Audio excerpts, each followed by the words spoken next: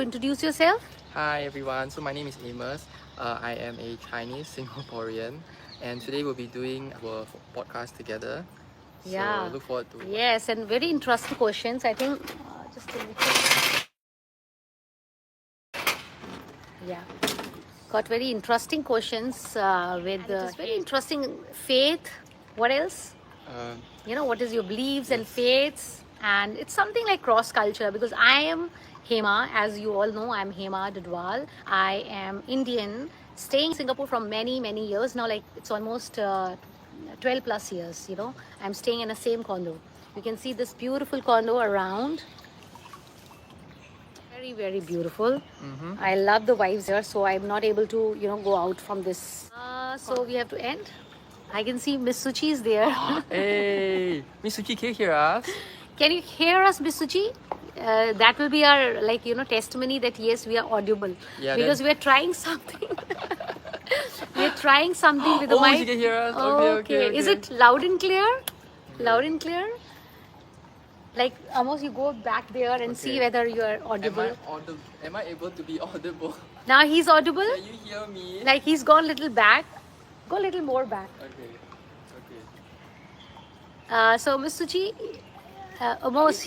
Amos is audible? Yeah, can I be heard?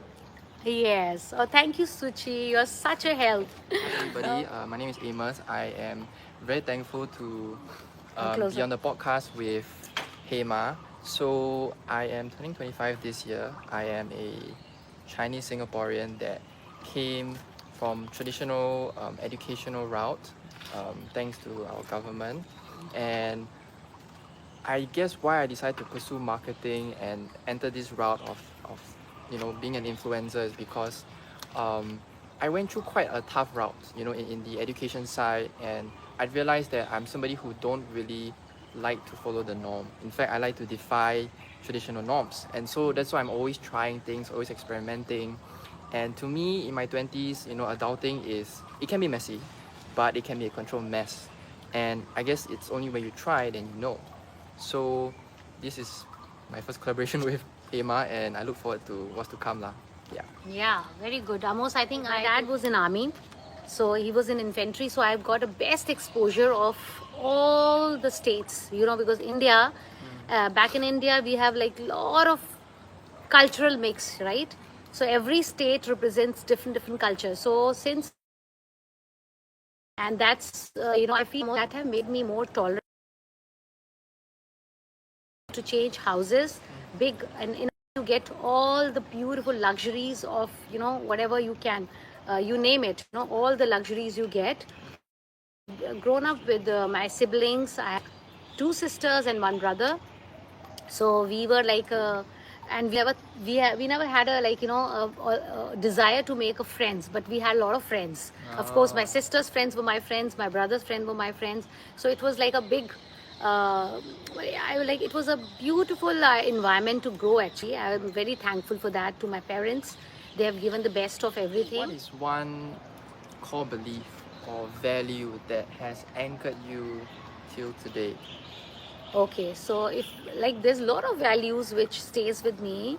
I've always since my childhood I always believed that in my household actually the environment was such that I was taught that if you are good will happen to you, right? So I have carried it through till my since now I believe the same. And I believe very strong believer of karma philosophy, which is a very subtly says that keep doing good and good will comes to you.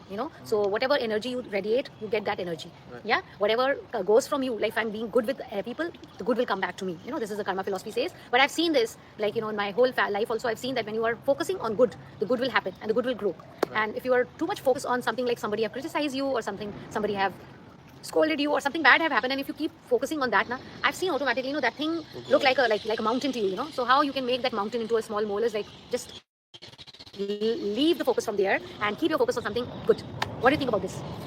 I very much resonate with the whole investing in good and sowing in a good to have good comeback, because I was taught about the cosmic universe out there that basically is unseen and they actually do reward people. So having to do good and then having it come back, not fully knowing how or what it operates, but knowing that you choosing to do good, to bring good into this world, and for it to come one round back to you, no matter how long it takes, is something that actually I've grown up to realize that it actually works. Yes, you know? it does. And Yeah. one more thing is, when you're doing good, we should not focus on getting something. Your intention should not be, I'm doing good because I'm going to get that. No, then it will be, it will be zero down. So always say, do it with the intention that I like it and I want to do it. It will automatically come. You don't know in what way, you don't know when, you don't know how, but it will come back. This is a universal law. Yeah. 100%, I agree. Yes? Hence, Okay. hence, yeah. So for me, my own core belief would be knowing about how there is this personal being out there who always cares, who always gives, because we humans are finite, and so as a result, you need an infinite being to then give. There needs to be a infinite source to always give. When somebody's giving, somebody else is always receiving, right? So growing up in the environment, in a more traditional setting and belief, taught me that I'm always cared for, always protected, always guarded for, and whatever actions I do, they do have consequences, either in the near term, either in the long term, or even in like an everlasting, eternal consequence, right? So what you do here actually matters. That brings about, the consequences, no matter how cosmic or short term, it always comes back. Yes, Yeah. beautiful. Yeah, I think very well said. Good. I'm very glad that the young Moss got a very deep thoughts. Thank you so much. Yeah. So what was the next? We are. So the question that I would like to further explore is, do you ever question or ever reaffirm your faith throughout your growing years? Yeah, because it's something that I actually went through, and each time I question my faith, there is always a risk where you might actually decide to leave the faith or to deepen the faith. But each has its risk that one has to take on their own, and it's not a light decision. Especially the older you get, it's also whether it might be practical. Is it relevant? Is it useful in whatever areas of life that you have? So that's something that I've always thought deeply about. I've never really shared much about online, but it's something that I've always think to myself from a more introspective point of view, especially as an introvert. But this route isn't for the faint of heart nor for introverts alone, so you have to be willing to share these things and discuss about it. Yes, that's interesting. Okay, cheers Thank first. Kanji from my home, fresh kanji. It's a probiotic drink. Okay, so did you this question? Most I'll say that yes, I've like I said, I've been in a household where my parents have always given me a freedom to question. So that's the beautiful thing about it.